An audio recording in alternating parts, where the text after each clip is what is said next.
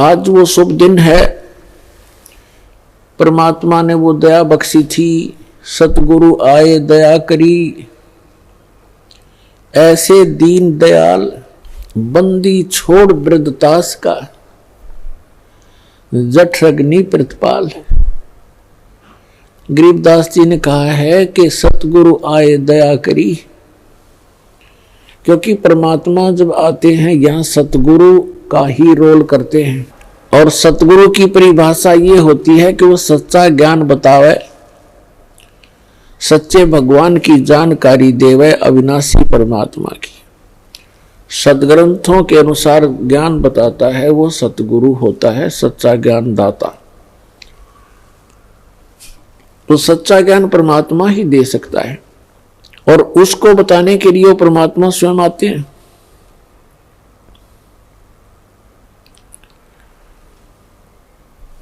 सन 1727 संवत 1784 को परमात्मा आदरणीय गरीबदास साहिब जी गांव छुड़ानी जिला दद्दर हरियाणा वाले को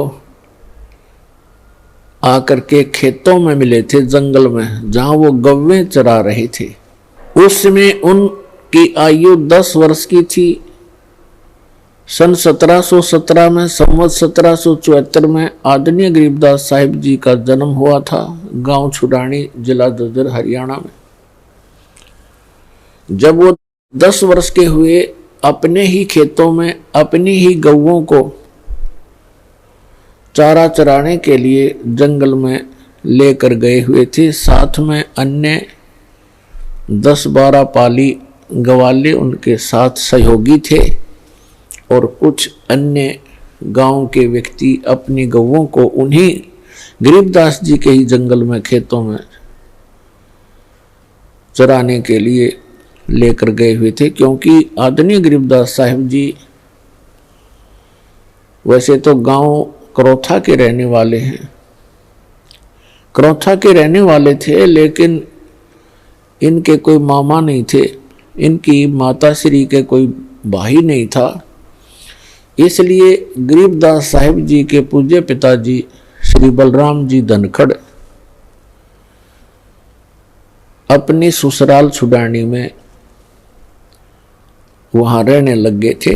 वहीं जाने के बाद आदरणीय गरीबदास साहिब जी का जन्म हुआ था। दिन के 10 बजे थे। वो परमात्मा जो लीला करते हैं, वो लीला करते ही ऐसी हैं, और इसके गवाह चारों वेद हैं। ऋग्वेद मंडल नंबर 9 और सूक्त नंबर 86 के मंत्र नंबर 26 और 27 में, ऋग्वेद मंडल नंबर 9 सूक्त 82 के मंत्र 1, 2, 3 में, ऋग्वेद मंडल नंबर 9 सूक्त 54 मंत्र 3 में, ऋग्वेद मंडल नंबर 9 सूक्त 20 मंत्र 1 में, ऋग्वेद मंडल नंबर 9 सूक्त 94 के मंत्र 1 में, ऋग्वेद मंडल नंबर 9 सूक्त 95 के मंत्र नंबर 2 में, ऋग्वेद मंडल नंबर 9 सूक्त 1 मंत्र 9 में, ऋग्वेद मंडल नंबर 9 सूक्त 96 के 96 के 16 से लेकर 20 मंत्र में, ऋग्वेद मंडल नंबर 9 सूक्त 29 के मंत्र नंबर 25 में यही प्रमाण दिया हुआ है कि वो परमात्मा ऊपर के लोक में रहता है, सतलोक में रहता है, अविनाशी स्थान के तीसरे पृष्ठ पर विराजमान है, वहां बैठा है सभी लोकों के ऊपर, और वहां से गति करके आता है, अच्छी आत्माओं को मिलता है, और उनको उपदेश करने की इच्छा से वो कबीर देव नाम है उस परम पिता का, कबीर देव, हम उसे कबीर साहब बोलते हैं। तो उसी अपने गुण अनुसार जो वेद गवाही देते हैं, तो पुण्यात्मा हम वेदों को सत्य मानते हैं। सभी किसी भी वैसे तो इस विश्व के अंदर किसी भी व्यक्ति से आप पूछोगे कि वेद एक सत्य वस्तु है, सत्य ज्ञान है, और महिमा का, परमात्मा की महिमा का गुणगान है। और उस परमेश्वर ने 600 वर्ष पहले आकर के बताया था कि वेद मेरा भेद है, मैं ना मिलूं वेदन के माही, और जौन वेद से मैं मिलूं ये वेद जानते नहीं। और वेद 5वां वेद है, सूक्ष्म वेद है, जिसको तत्व ज्ञान कहते हैं। वेद कहो ज्ञान कहो, तो तत्व ज्ञान है वो तत्व वेद है, वो सूक्ष्म वेद है। उस सूक्ष्म वेद के अंदर परमात्मा के पाने की महिमा कंप्लीटली लिखी हुई है। और इन 4 वेदों के अंदर महिमा तो परमात्मा की है, लेकिन उसके पाने की विधि नहीं है, वो सत्य साधना उसमें उनमें वर्णित नहीं है। तो इस प्रकार वो परमात्मा अपनी प्यारी आत्माओं को मिलते ही मिलते हैं और उनको तत्व ज्ञान से परिचित कराते हैं। गरीबदास साहिब जी 10 वर्ष के थे, खेतों में अपनी गौवें चरा रहे थे। वहां एक आजकल का मौसम, जैसे आज का मौसम है, दिन के समय में 10 बजे खूब गर्मी सी हो जाती है और सभी गवाले एक जंडी के पेड़ के नीचे बैठकर खाना खा रहे थे। तभी परमात्मा सतलोक से चलकर आए। कहते हैं गरीबदास जी ने बताया है कि एक क्षण में यहां पर है, एक क्षण में प्रलय पार। वो परमात्मा एक सेकंड के भी कुछ अंश के अंदर यहां विद्यमान हो जाते हैं। एक जिंदा महात्मा का रूप बना करके और रस्ते रस्ते आ रहे हैं, जैसे यात्री किसी दूसरे गांव को जा रहा हो। उस रास्ते के ऊपर ही वो जांडी का पेड़ था। जब महात्मा जी निकट आए तो राम राम कहा। सभी पालियों ने, परमात्मा ने भी उत्तर दिया। पाली खाना खा रहे थे, सभी गवाले, उन्होंने कहा महाराज भोजन पालो, आओ बैठो। उनके लिए एक वस्त्र बिछा दिया, चादर बिछा दी। परमात्मा विराजमान हुए। वो तो आए उसी उद्देश्य से थे, वो ना कहते तो भी उन्होंने तो बैठना ही था वहां उनके पास आकर के। वो तो अपने कहते हैं गोता मारू स्वर्ग में जा बैठूं पाताल, गरीबदास ढूंढता फिरूं अपने हीरे मोती लाल। गरीबदास जी बता रहे हैं, कबीर साहब ने बताया कि अपनी अच्छी आत्माओं को, जो मेरे लाल हैं, मेरे बहुमूल्य प्राणी हैं, जीव हैं, उनको खोजता फिरता हूं। कभी स्वर्ग में जाता हूं, कहीं पाताल में पहुंच जाता हूं, कभी पृथ्वी के ऊपर उनको तत्व ज्ञान से जगाता हूं। तो उन्होंने कहा, परमात्मा ने कहा भी मैं खाना खा के आया हूं अपने गांव से। बच्चों ने पूछा जी आपका गांव कौन सा है, क्या नाम है आपके गांव का? परमात्मा ने बताया मेरे गांव का नाम सतलोक है, सत्यलोक है। कितनी दूरी पर है? तो परमात्मा ने वाणी बोली, 16 शंख पर हमरा तकिया, हम गगन मंडल के जंदा, हुक्म हिसाबी यहाँ चल आए, काटन काल का फंदा। 16 शंख कोस की दूरी पर हमारा तकिया है, हमारा सिंहासन है, और हम गगन मंडल के अंदर भी घूमने वाले जिंदा महात्मा हैं, यहां नहीं। और हम काल के फंद को काटने के लिए यहां पर इस पृथ्वी पर आए हैं। बच्चों ने सोचा कि होगा कोई 16 कोस दूर पर कोई गांव, क्योंकि पहले इतना एक दूसरे से परिचित लोग नहीं थे, गांव को नहीं जानते थे, दूसरे गांव को, दूर देश के गांव को। तो उन्होंने उस वो टॉपिक छोड़ दिया। फिर कहा महाराज जी भोजन नहीं खाओगे तो दूध तो पीना ही पड़ेगा। परमेश्वर ने कहा भाई दूध पिलाना चाहते हो तो बच्चों में कंवारी गाय का दूध पीता हूं। जो बड़े बड़े पाली थे उन्होंने कहा कि बाबा जी तेरी नीयत ठीक को नहीं, मजाक कर रहे हो आप हमारे साथ, कंवारी गाय कभी दूध देती है? परमात्मा ने कहा देख लो भाई, दूध पिलाना है तो कंवारी गाय का पिया करूं मैं। तो गरीबदास जी खड़े हुए, उनकी एक प्रिय बछिया थी 1.5 वर्ष की लगभग, दूध पीना माँ का छोड़ रखा था, अभी तक वो गर्भ धारण नहीं किया था। उसको कंवारी बछिया कहते हैं। उसको पकड़ कर लाए, गले में रस्सी बांध रखी थी अपनी बछिया के, अल्लाह के खड़ी कर दी। कहा भगवान हे महाराज जी इसको दूध कैसे देगी, इसका बच्चा भी नहीं है।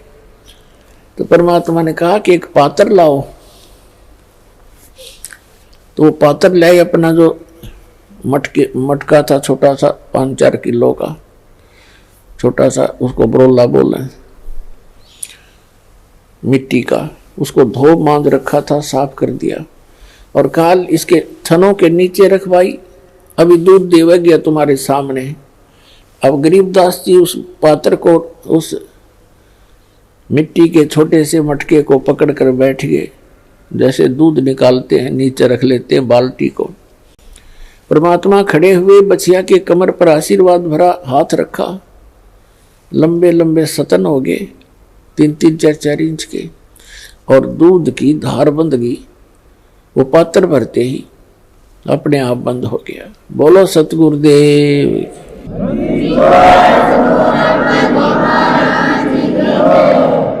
गरीबदास जी ने वो पात्र परमेश्वर को थमा दिया के लिए महात्मा जी आपकी महिमा अपरंपार है, कंवारी गाय का दूध निकाल दिया।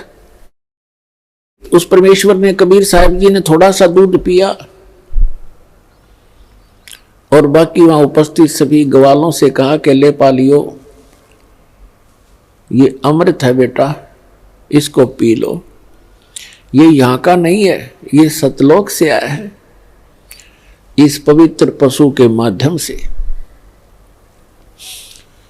तो उन्होंने जो अन्य पाली थे, कोई 20 वर्ष का, कोई 30 वर्ष का, कोई 50 वर्ष का, कोई 40 वर्ष के आयु के, वो तो उठ कर चले गए कि हम नहीं पीवे, ये पाप का दूध है। कंवारी गां का दूध निकाल दिया जादू जंत्र करके, और फिर दूसरे तूने झूठा कर दिया, तेरी जात का पता नहीं, तो कौन जाति का है।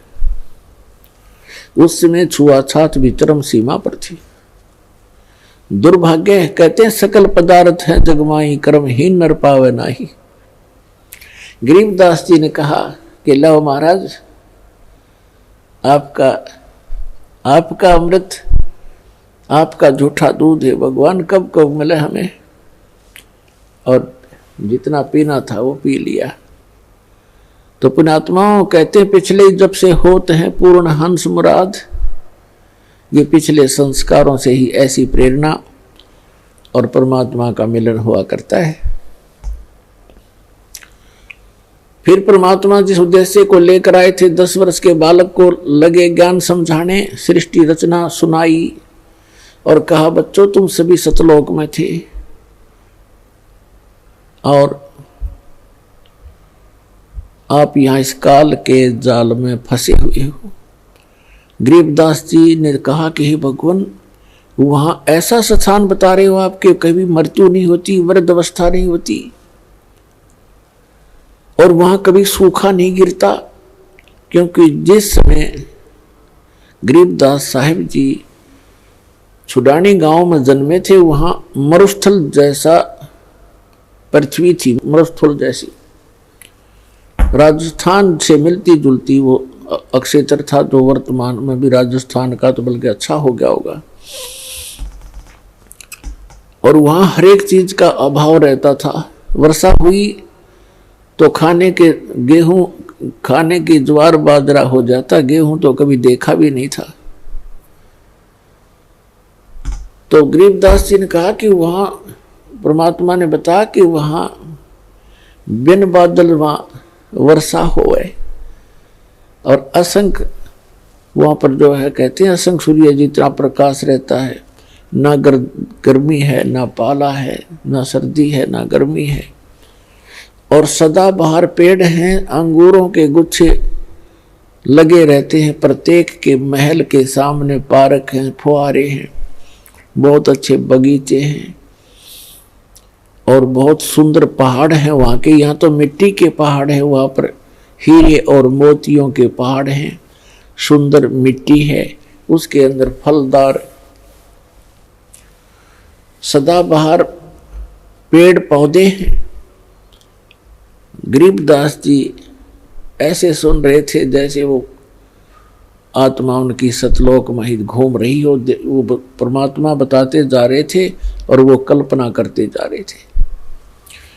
फिर परमेश्वर ने बताया कि वहां दूधों की, दहियों की और बेटा अमृत की दरिया बहती है, सरोवर भरे हुए हैं।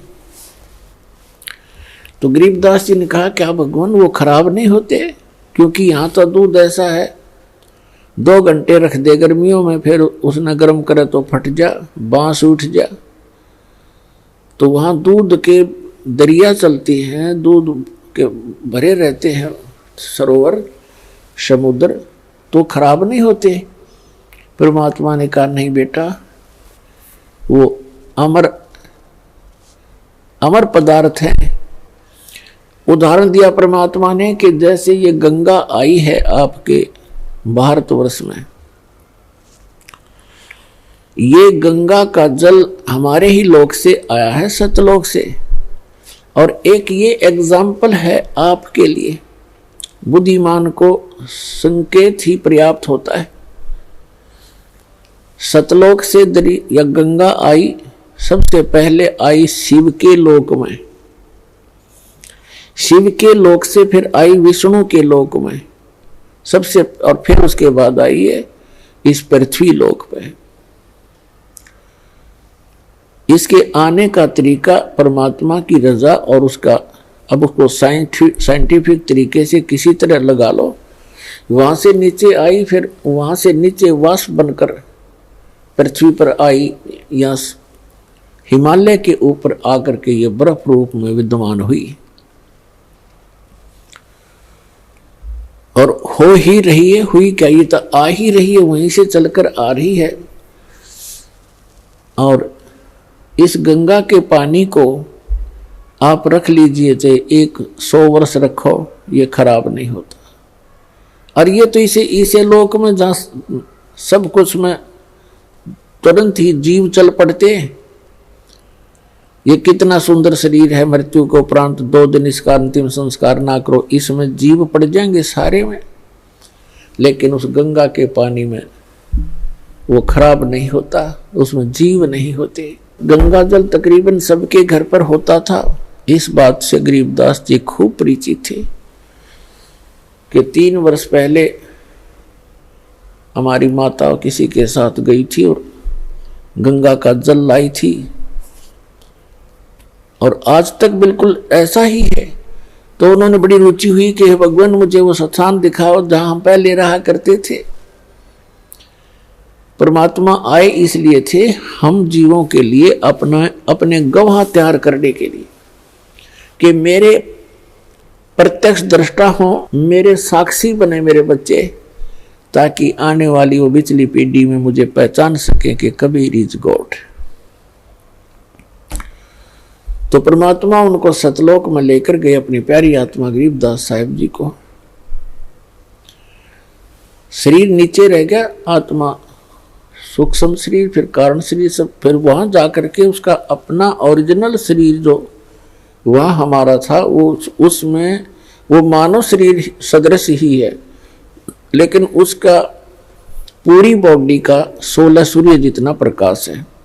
और परमात्मा यानी परम अक्षर ब्रह्म का, सत्य पुरुष का, कबीर जी की का वहां शरीर का इतनी रोशनी है, इतना प्रकाश है, जैसे करोड़ सूर्य करोड़ चंद्रमा मिला दे एक रोमकूप में।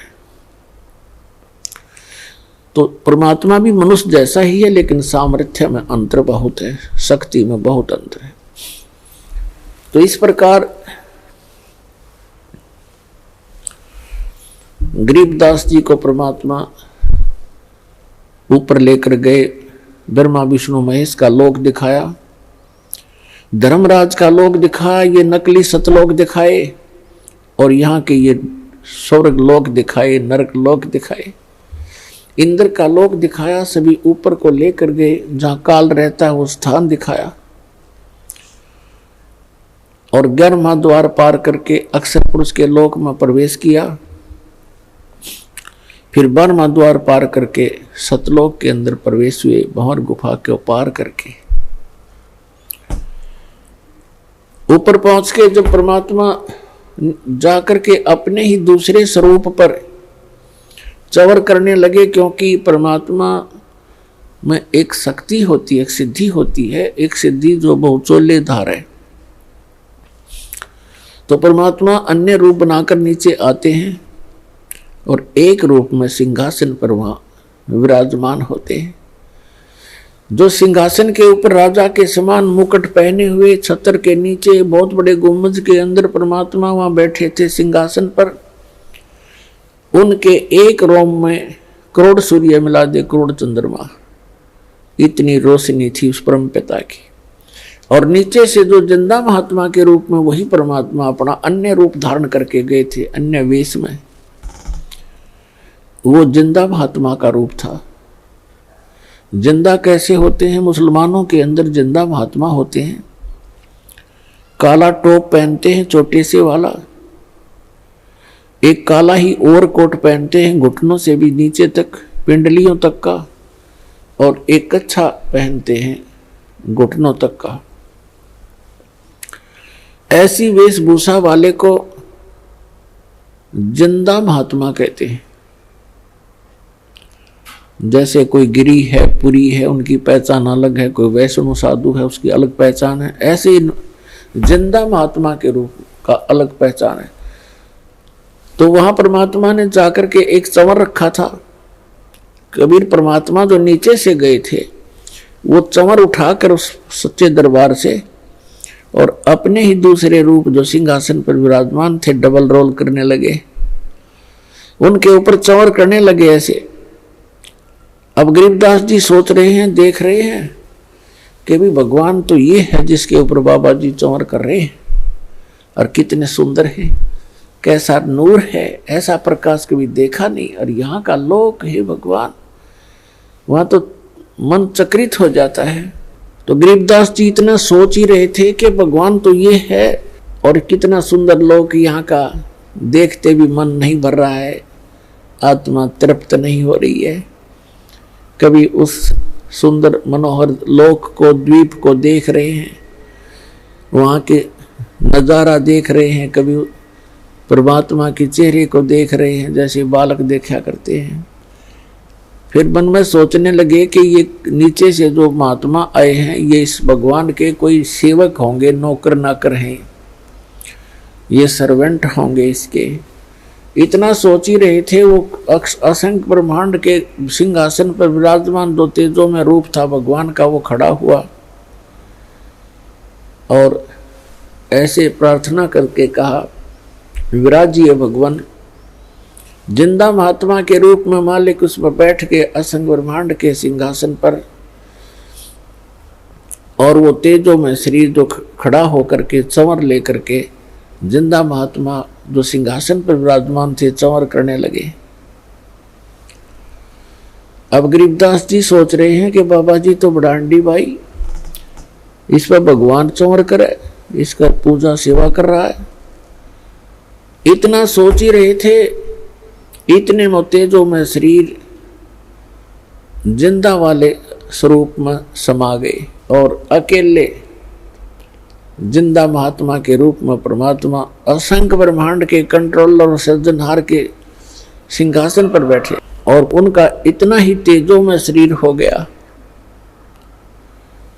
तब परमात्मा ने कहा कि गरीबदास बेटा, ये तुम्हारा निज स्थान है, यहाँ वैसी ही सृष्टि है, नर और नारी हैं। ये कितने सुंदर बाग बगीचे भरे पड़े हैं, कितनी सुंदर महक उठ रही है वहाँ पर, और कितनी प्यारी प्यारी आवाज़ घंटियाँ बज रही हैं, यहाँ पर धुन हो रही है। ओए होए।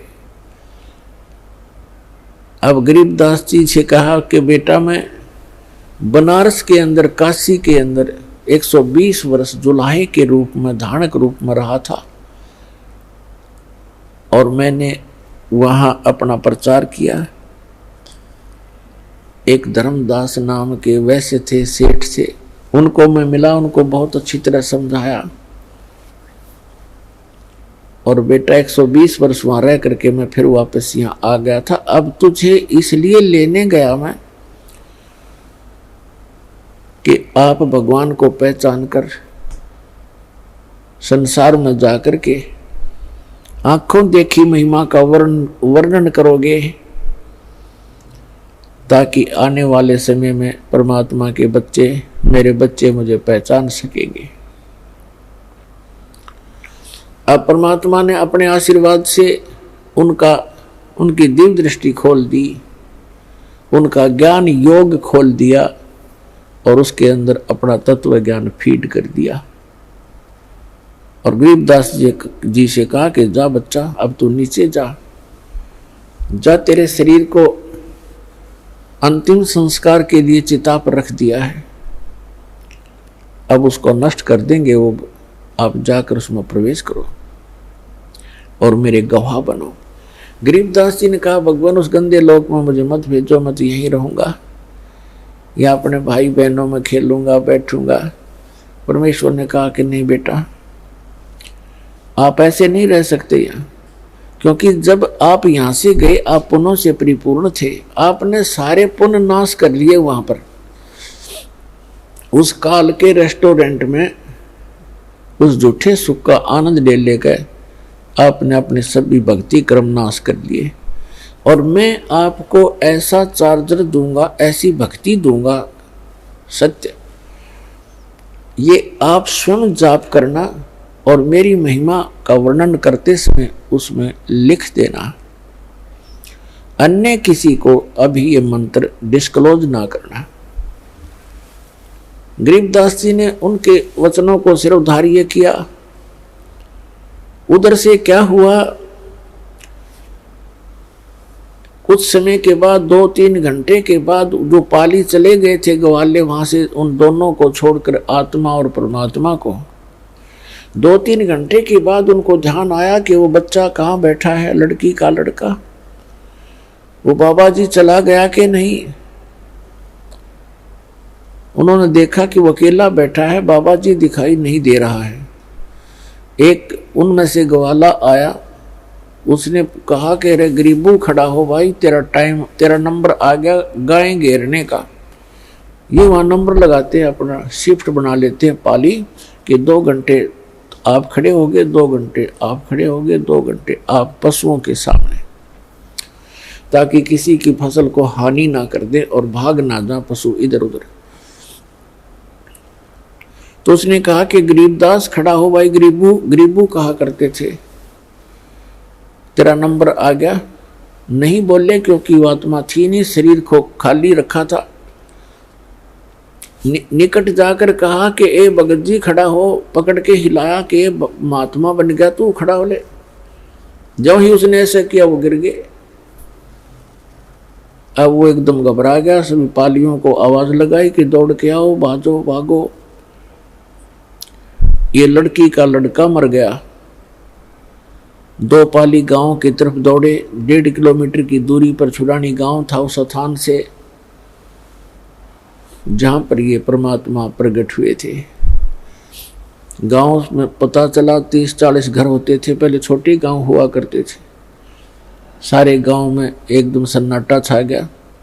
जिसने भी सुना वही उस स्थान की तरफ दौड़ लिया। बूढ़े क्या, बच्चे क्या, माई क्या, बहन क्या, सभी चल पड़े। वहां से बच्चे को 100 को घर ले आए। घर ला करके फिर शाम के समय अंतिम संस्कार के लिए चिता पर रख दिया। उसी समय परमात्मा ने अपनी प्यारी आत्मा गरीबदास जी को उनके शरीर में प्रवेश कर दिया। अब जो ही आत्मा प्रवेश हुई, उनके अंदर वो ज्ञान फीड कर दिया था। वही वाणी उठते ही, चिता के ऊपर से उठते ही ये वाणी बोलने लगे अनंत कोट ब्रह्मांड का एक रति नहीं भारे, सतगुरु पुरुष कबीर हैं कुल के सिरजनहारे। अलल पंख अनुराग है सुन मंडल रे थीरे, दास गरीब उधार दिया सतगुरु मिले कबीर। अब गांव वालों ने सोचा ये लड़का मेंटल हो गया, बाबा जी के जंतर मंत्र का दूध पी के एंड बैंड बोल रहा है, पता नहीं क्या बक रहा है उआ बाई, क्योंकि वो समझ कैसे सके इस गूढ़ रहस्य को। ऐसे 3 वर्ष बीत गए और उधर से इस बात पर संतोष कर लिया परिवार के व्यक्तियों ने कि हे भगवान लड़का होता गया मेंटल, पर कोई बात नहीं, या लड़की इस बच्चे को देख देख कर जैसा भी बावड़ा है पागल है इसको देखकर वो जीवित रह जाएगी, नहीं तो बेहोश हो जाती थी इस घटना को सुनकर बार बार। तो ये संतोष किया कि कोई बात नहीं, पागल हुआ सो हुआ पर जीवित तो हो गया। लड़की ने पेट पर खाना खा लिया। ऐसे 3 वर्ष बीत गए। एक गोपाल दास नाम के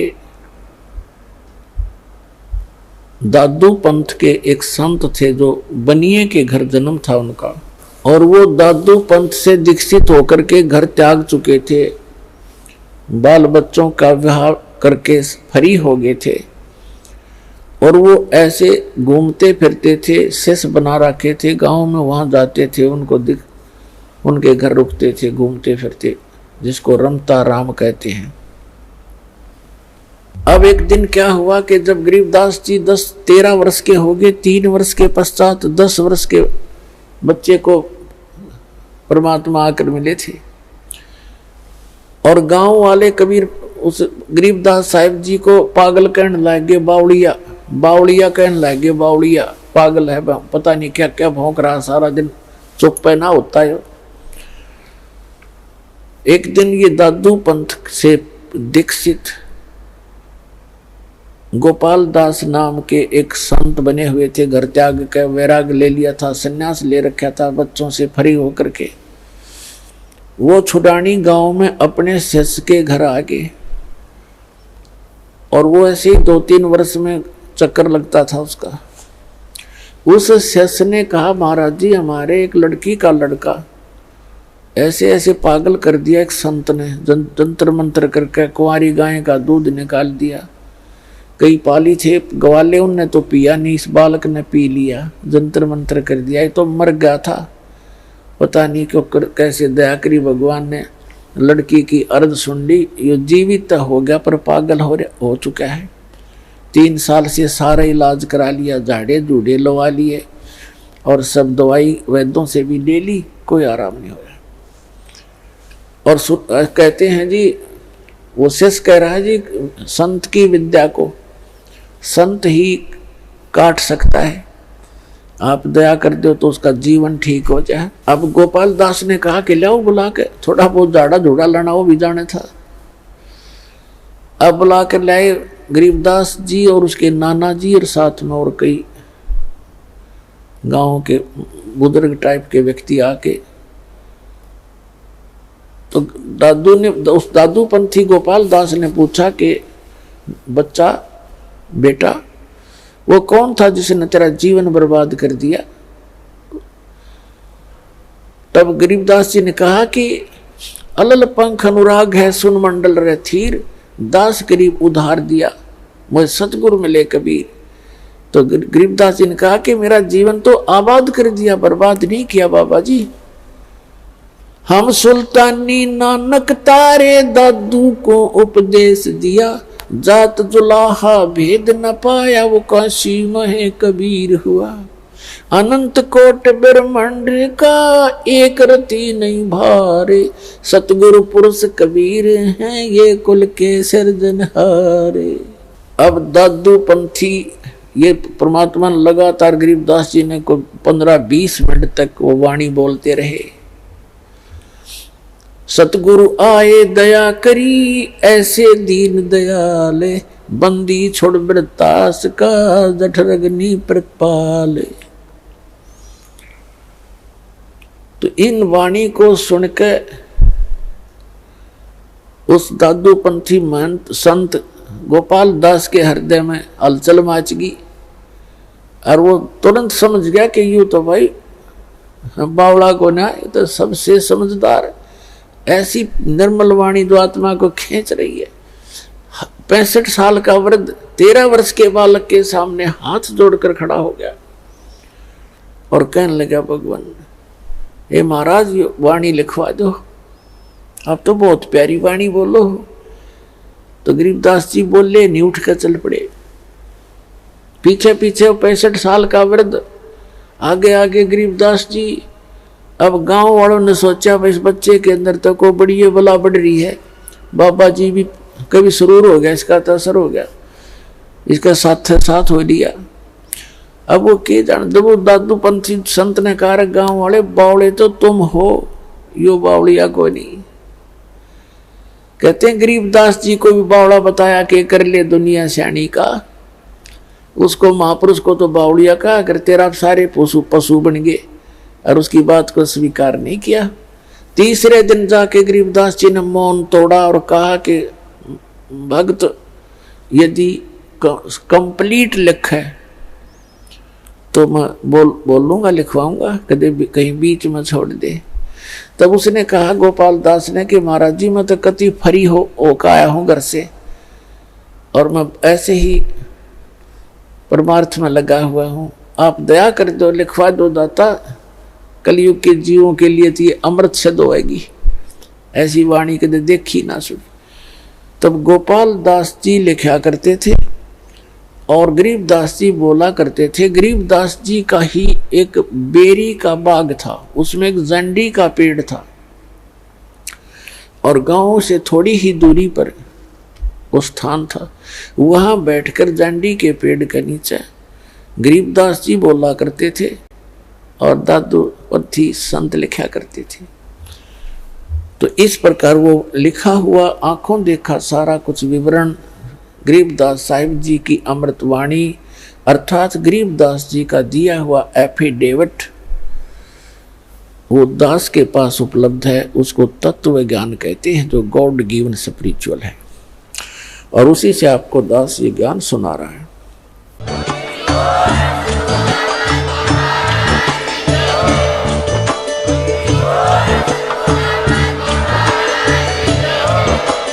आप सुन रहे थे जगत गुरु तत्वदर्शी संत रामपाल जी महाराज जी के मंगल प्रवचन। अधिक जानकारी के लिए विजिट कीजिए हमारी वेबसाइट www.jagatgururampalji.org। संत रामपाल जी महाराज जी के शुभ आशीर्वाद से पूरे विश्व भर में 500 से भी ज्यादा नाम दीक्षा केंद्र हैं, जिन पर संत रामपाल जी महाराज जी द्वारा ऑनलाइन निशुल्क नाम दीक्षा दी जा रही है। अपने नजदीकी नाम दीक्षा केंद्र का पता करने के लिए संपर्क करें 8222880541।